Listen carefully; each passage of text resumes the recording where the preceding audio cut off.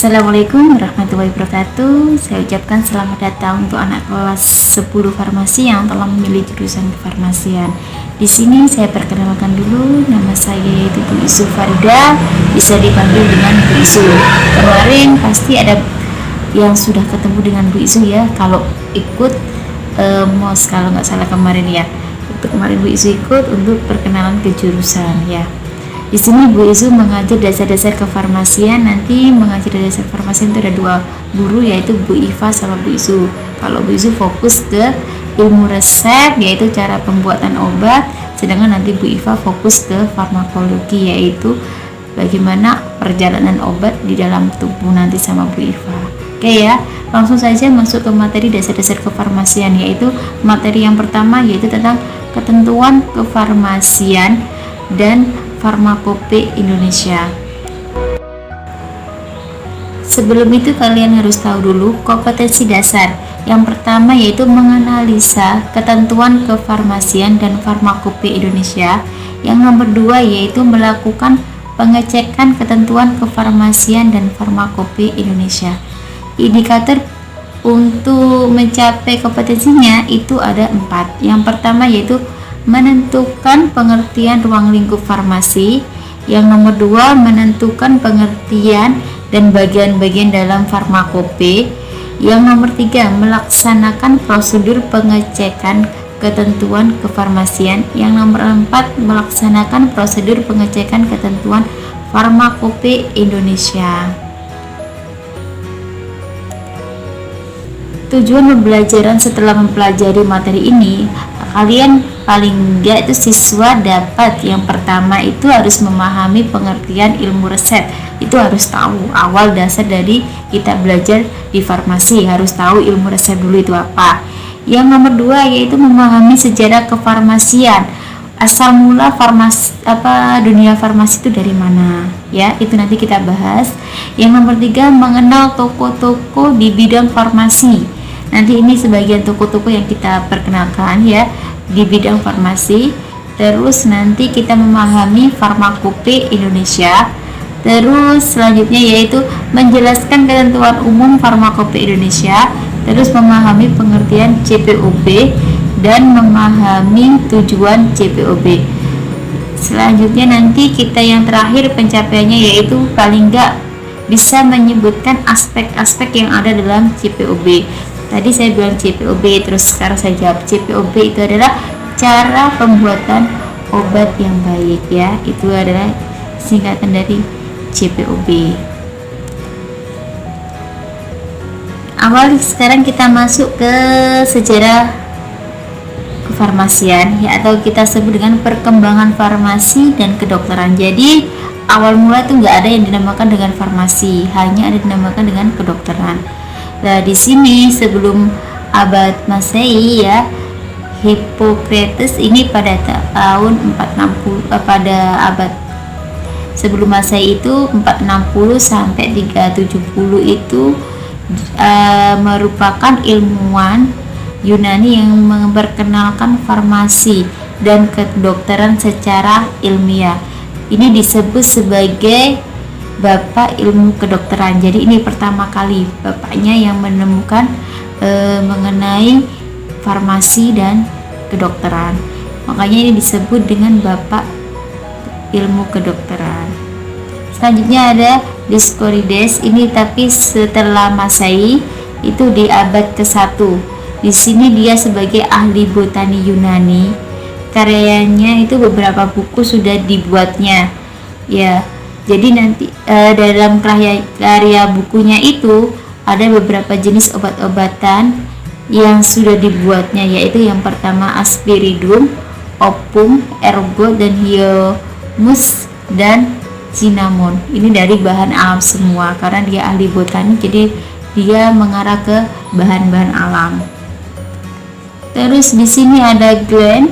Ini pada 130 sampai 200. Dia adalah dokter dan ahli farmasi bangsa Yunani. Karyanya yaitu Farmasi Gelanik. Ini yang menemukan buku Farmasi Gelanik juga, yang membuat Farmasi Gelanik. Terus ada Philippus Aurelius.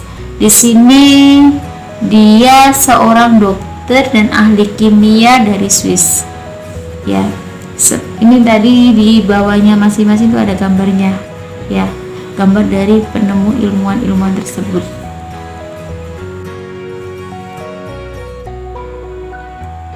Secara resmi, farmasi terpisah dari kedokteran itu sejak tahun 1240 setelah Masehi. Saat itu ada perintah dari Raja Jerman, yaitu Friedrich II, dan untuk mengatur pekerjaan kefarmasian di bawah pemerintahannya, yang disebut Tussiculus. Dekrit yang membagi dua profesi tersebut dan mengakui bahwa farmasi membutuhkan ilmu keterampilan dan inisiatif dan tanggung jawab yang khusus.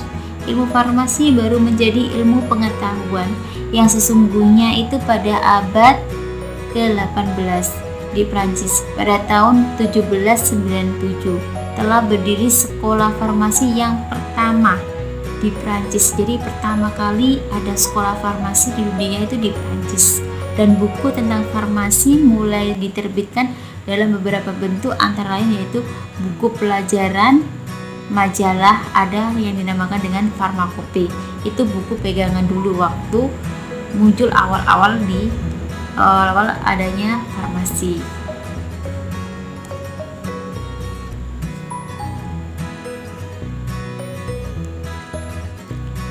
Kita lanjut ke pengertian ilmu resep. Ilmu resep sendiri itu adalah ilmu yang mempelajari tentang cara penyediaan obat-obatan menjadi bentuk tertentu hingga siap digunakan sebagai obat.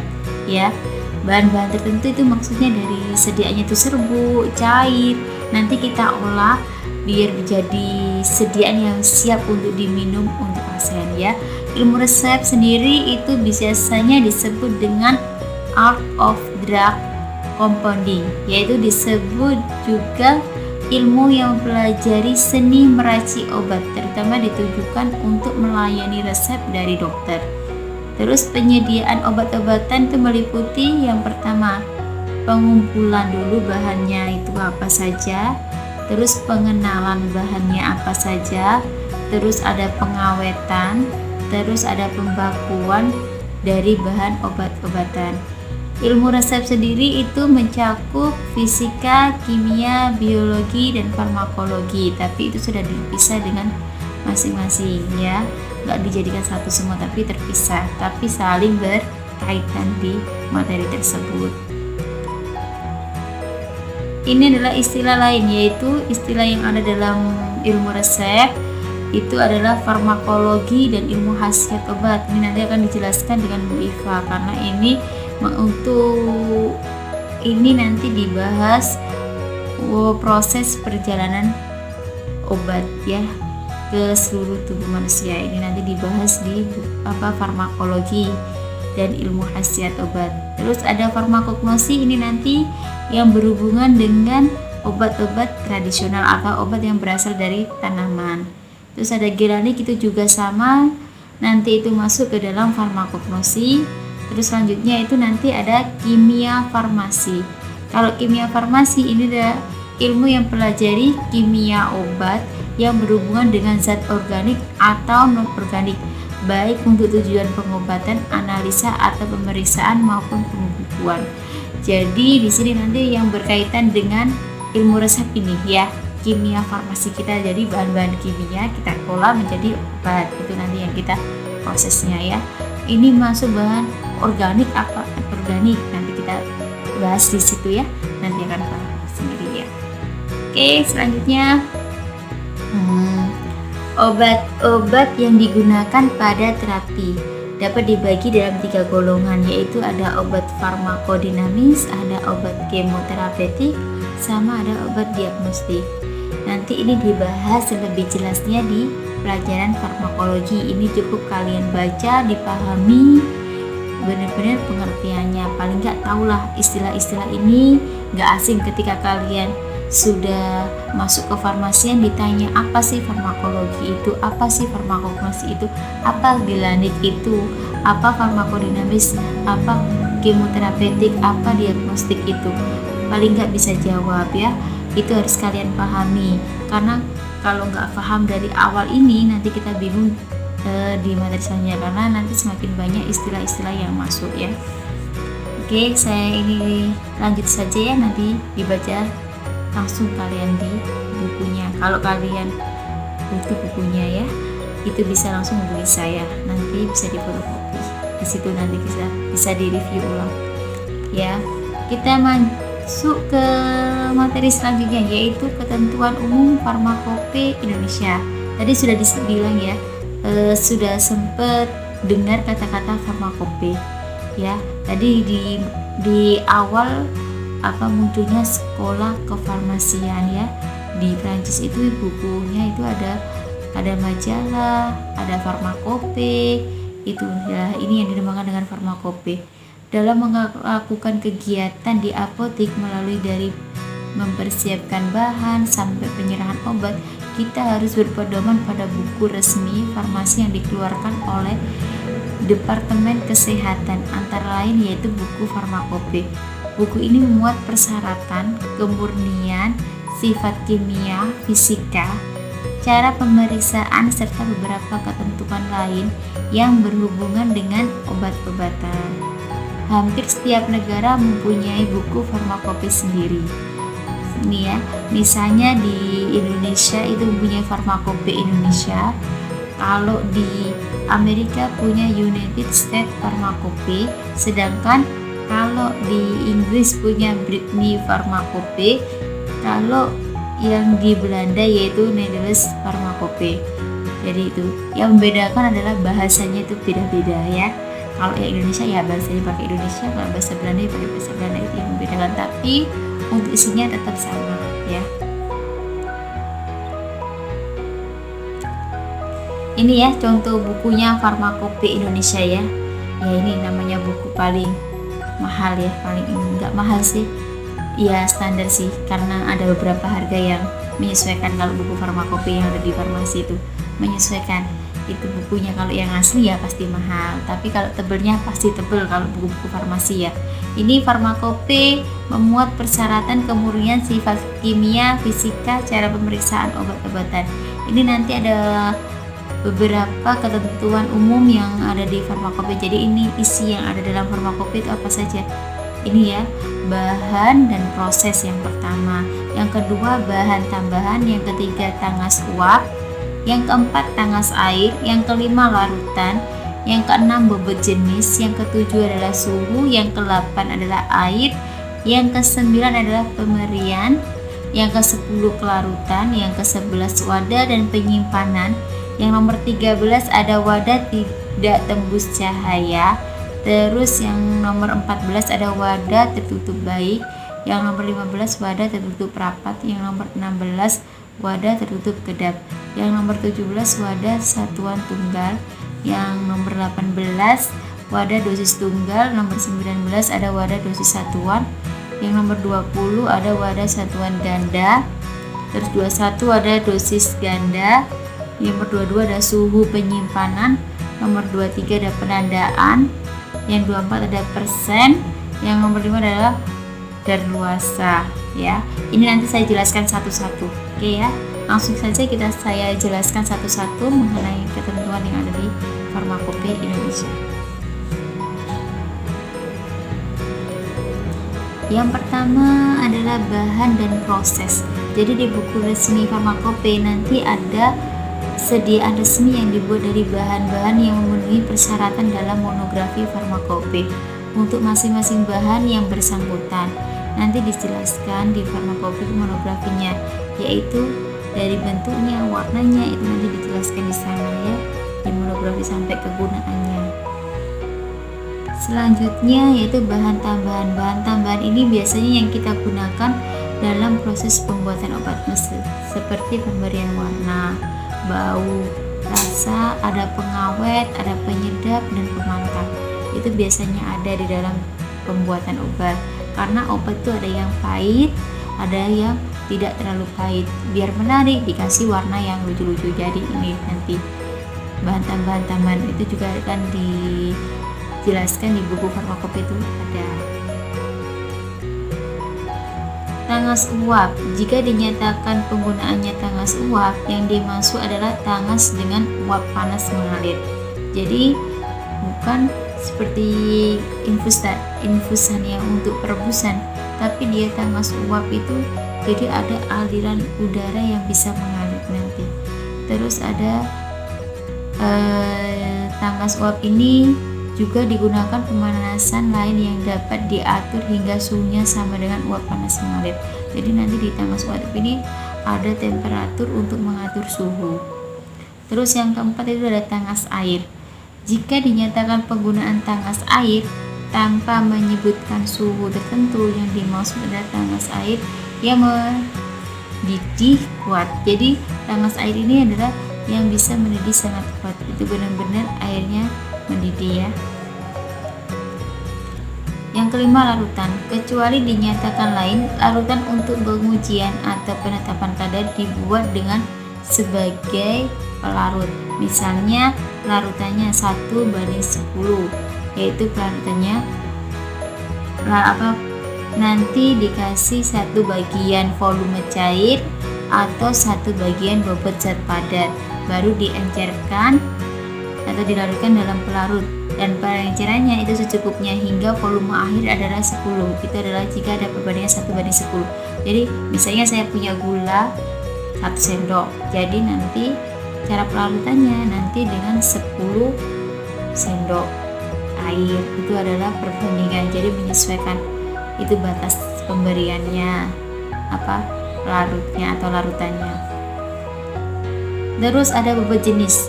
Kecuali dinyatakan lain, bobot jenis adalah perbandingan bobot zat yang di udara pada suhu 25 derajat Celcius atau suhu kamar terhadap bobot air dengan volume sama pada dengan suhu 25 derajat Celcius. Di sini suhu, nanti suhu kecuali dinyatakan lain ya, semua suhu di dalam farmakope dinyatakan derajat Celcius. Semua pengukuran dilakukan pada suhu 25. Jika dinyatakan suhu kamar terkendali, yang dimaksud adalah suhu 15 sampai 30. Jadi 25 termasuk suhu kamar juga. Itu kalau suhu kamar yang terkendali. Air. Kecuali dinyatakan lain ya, yang dimaksud dengan air dalam pengujian dan penetapan kadar air yang dimurnikan. Ini adalah proses penetapan kadar air untuk proses pemurnian. Terus selanjutnya ada pemberian. Di pemberian ini nanti untuk mengetahui sifat zat secara umum, terutama meliputi wujudnya apa atau bentuknya apa, rupanya apa, warnanya apa, rasanya apa, baunya seperti apa, sifat kimia, sifat fisikanya, dan petunjuk golongan pengelolaannya seperti apa, proses peracikannya bagaimana, penggunaannya untuk apa. Ini nanti dijelaskan mendetail di pemberian. Pelarutan. Di sini nanti ada istilah pelarutan. Pelarutan yang tercantum dalam farmakope dinyatakan dengan istilah sebagai berikut. Yang ada di tabel bawah itu dilihat ya. Itu ada sudah dijelaskan mana yang masuk dengan larut, mana yang agak sukar larut, mana yang mudah larut, mana yang sangat mudah larut, mana yang praktis tidak larut sama sekali. Itu nanti dijelaskan di slide ini ya. Kalian pahami dan dibaca ya. Wadah dan penyimpanan.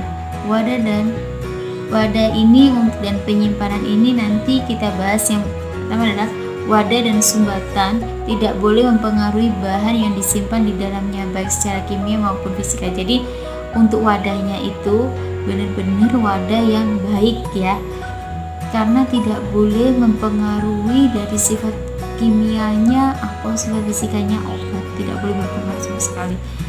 Benar-benar harus tertutup rapi dan rapat ya. Terus tidak mengakibatkan perubahan kekuatan mutu atau kemurnian. Wadah dan penyimpanan. Wadah ini nanti digunakan untuk menyimpan bahan secara baik ya, agar bahannya itu tidak ada perubahan maupun sifat kimianya ataupun fisikanya ya, tidak ada banyak perubahan. Terus selanjutnya tidak mengakibatkan perubahan kekuatan, mutu atau kemurnian hingga tidak memenuhi persyaratan resmi. Jadi mutu dan kekuatan atau kemurniannya tidak boleh berubah kecuali dinyatakan lain di dalam buku farmakope tadi ya. Yang nomor 12, kemasan tahan rusak. Ada beberapa kemasan yang tahan rusak ya. Ini adalah wadah satuan bahan steril. Ini kalau wadah satuan bahan steril yang kalian tahu itu contohnya adalah obat tetes mata, kayak tetes telinga, itu biasanya menggunakan wadah satuan bahan steril. Jadi bahannya itu steril, menggunakan wadah dalam bentuk satuan, tidak wadah yang wadahnya itu banyak, tidak cuma hanya satu, hanya itu saja yang digunakan ya. Kecuali yang disiapkan segera sebelum diserahkan atas resep dokter, harus disegel sehingga isinya tidak dapat digunakan tanpa merusak segel ya. Itu yang dinamakan dengan kemasan tahan rusak. Terus ada wadah tidak tembus cahaya. Wadah tidak tembus cahaya harus melindungi isi dari pengaruh cahaya, terutama bahan-bahan khusus yang mempunyai sifat menahan cahaya atau dengan melapisi wadah tersebut. Kalian lihat itu kalau kalian beli obat ada botol yang warna coklat, di situ kenapa dikasih botol warna coklat? Biar wadah itu melindungi isinya dari sinar matahari ya, atau dari cahaya luar. Ada wadah tertutup baik. Wadah tertutup baik harus melindungi isi terhadap masuknya bahan padat dan mencegah kehilangan bahan selama penanganan dan pengangkutan, penyimpanan dan distribusi.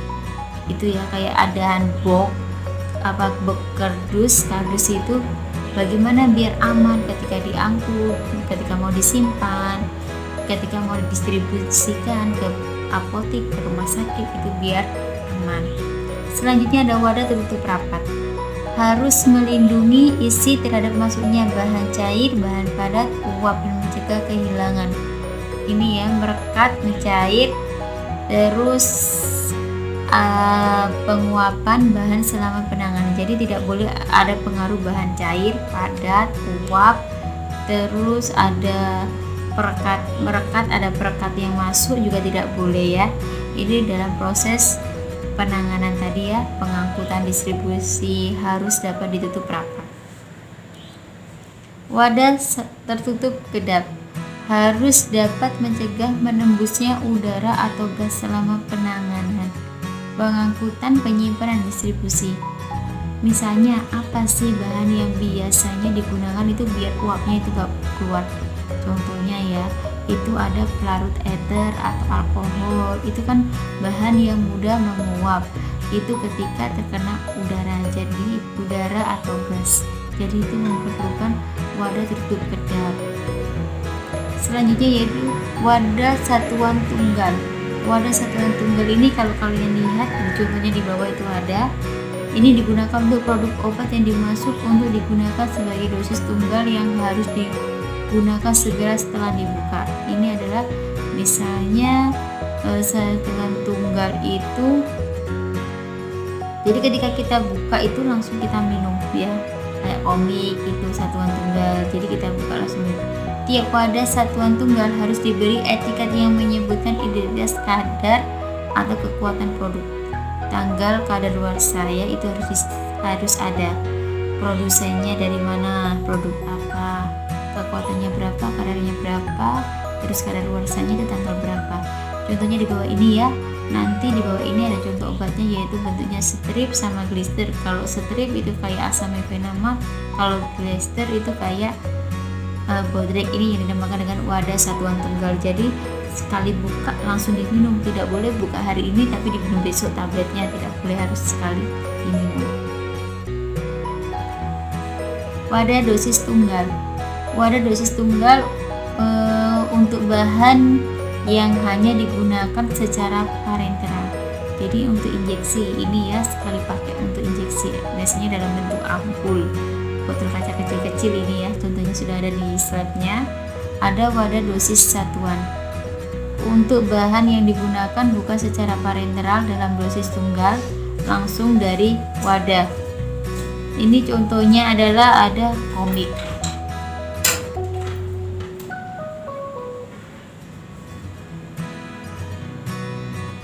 Terus ada wadah satuan ganda, wadah yang memungkinkan dapat diambil isinya beberapa kali tanpa mengakibatkan perubahan kekuatan mutu atau pemurnian sisa zat dalam wadah tersebut. Ini contohnya dalam satu botol itu ada isinya 50 tablet sampai 100 tablet ya. Selanjutnya ada wadah dosis ganda. Wadah satuan ganda ini untuk bahan yang digunakan hanya secara parenteral, misalnya dalam bentuk vial atau vaksin ya, yang bisa diambil beberapa kali. Ini suhu penyimpanan di sini nanti dijelaskan, suhu dingin itu berapa, suhu refrigerator itu berapa, suhu freezer itu berapa. Dan ini ada contoh obatnya juga. Misalnya suhu dingin adalah 8 derajat Celcius. Kalau lemari pendingin itu 2 sampai 8 derajat Celcius. Selanjutnya suhu refrigerator adalah 0 sampai 5 derajat Celcius. Ini nanti suhu freezer antara min 20 derajat Celcius sampai min 10 derajat Celcius. Ini digunakan untuk proses penyimpanan obat. Jadi obat itu harus dalam proses penyimpanan harus diperhatikan dulu juga suhunya. Suhu kamar antara 15 sampai 30 derajat Celcius, suhu hangat antara 30 dan 40 derajat Celcius. Panas berlebih yaitu suhu di atas 40 derajat Celcius. Itu nanti yang mengenai suhu. Jadi nanti kalian baca-baca lagi kalau kurang paham mengenai suhu ini ya. Terus selanjutnya ada penandaan. Penandaan ini pada obat. Nanti ketika kalian beli obat, tolong dicek benar-benar ya. Ada nggak penandaan ini? Ada yang dinamakan dengan obat keras, obat bebas terbatas. Kalau obat keras yang logonya warna merah, ada tanda kahnya. Terus kalau obat bebas terbatas itu logonya warna biru, sedangkan kalau obat bebas adalah obat yang logonya warna hijau. Ini persen dinyatakan dengan 4 cara, yaitu bobot persentasenya, terus ada bobot per volume, ada volume per volume, ada volume per bobot. Ini nanti kita bahas di kelas 2 ya untuk lebih jelasnya. Pernyataan persen untuk campuran zat padat atau setengah padat adalah bobot per bobot. Untuk larutan volume per volume, untuk larutan cair volume per volume. Saya revisi ya. Untuk larutan dan suspensi bobot per volume, sedangkan larutan cair dalam cairan adalah volume per volume. Terus untuk larutan gas cair adalah volume per bobot. Persyaratan persen untuk cairan atau untuk bahan obat itu yang pertama adalah campuran zat padat atau setengah padat.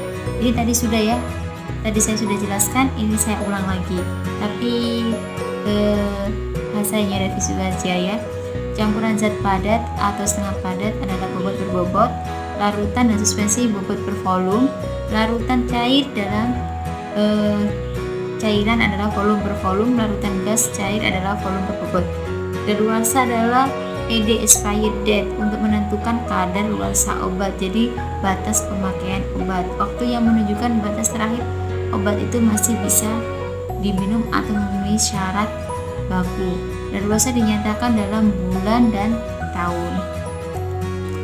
Cara pembuatan obat yang baik atau CPOB. CPOB adalah pedoman dasar dalam pembuatan obat yang menyangkut seluruh aspek dalam produksi dan pengendalian mutu yang meliputi seluruh rangkaian pembuatan obat. Tujuan CPOB adalah untuk menjamin obat dibuat secara konsisten memenuhi persyaratan yang ditetapkan dan sesuai dengan tujuan penggunaannya. Menurut Peraturan Kepala Badan Pengawas Obat dan Makanan di sini tahun 2012 tentang penerapan pedoman cara pembuatan obat yang baik. Aspek-aspek CPOB meliputi manajemen mutu, personalia, bangunan dan fasilitas, peralatan sanitasi dan higien, produksi, pengawasan mutu, inspeksi diri, audit mutu dan audit dan persetujuan pemasok, penanganan keluhan terhadap produk, penarikan kembali produk dan produk kembali, dokumentasi, pembuatan dan analisa berdasarkan kontrak, kualifikasi dan validasi. Ya, sampai di sini kalau ada pertanyaan silakan ditanyakan ke Bu Izu kalau kurang jelas mengenai materi yang tadi saya sampaikan. Ya, kurang lebihnya itu materi mengenai dasar-dasar kefarmasian. Misalnya dalam penyampaian Bu Izu ada beberapa kata yang kurang berkenan atau kurang paham, silakan ya Bu Izu tunggu pertanyaannya, bisa langsung dihubungi lewat WA kalau mau bertanya. Nanti setelah membahas materi ini ada beberapa tugas nanti yang saya kirim melalui aplikasi yang sudah dibuat oleh sekolah ya. Nanti ditunggu tugasnya dari Bu Izu dari materi yang sudah diberikan sama Bu Izu. Untuk lebih jelasnya mengenai buku yang digunakan sama Bu Izu pedomannya ada di sini ya. Yaitu saya menggunakan buku dasar-dasar kefarmasian ya. Nanti misalnya kalau kalian membutuhkan untuk fotokopi bukunya bisa langsung menghubungi Bu Izu ya. Sekian materinya saya akhiri. Wassalamualaikum warahmatullahi wabarakatuh. See you.